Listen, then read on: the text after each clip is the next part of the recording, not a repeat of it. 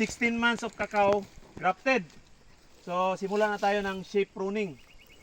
So, gamitan natin ng tipping. Ito. So, roll of 40. Dito, bro. Kada 40 cm may sanga. Ito yung pang 40 niya dito. Pangalawang 40. Putol. Para ito yung tutubo. Pataas. Dito, ikot ka. Ito, bro. Dito, bro.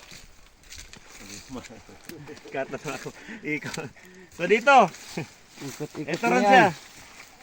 Hanapin mo yung dalawang sanga. Dalawang split na sanga, doon ka magpuputol. Para sa susunod, ito yung lalaki. Hindi ito.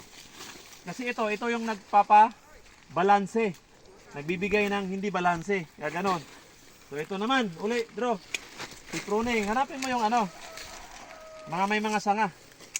Roll of 40, every 40 cm. Meron siyang sanga. Ito. Ito. Pantay na siya.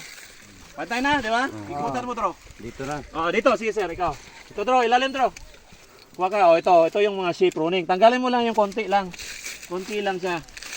Na mga sagabal dito. Simula ka na para magpabunga na tayo ngayong season. Kana mga daot nga kuan ko na. Tro, moving, Tro, moving. Bunga na tayo. Huwag lang masyadong overprone sa ilalim. Tama na, sir. Okay na. Bubunga na yan, bro. Ikutan mo, bro. Yan yung tinatawag na formative. Formative pruning, bro. Tinatawag na formative pruning. Shape pruning. Okay. Ikot, bro.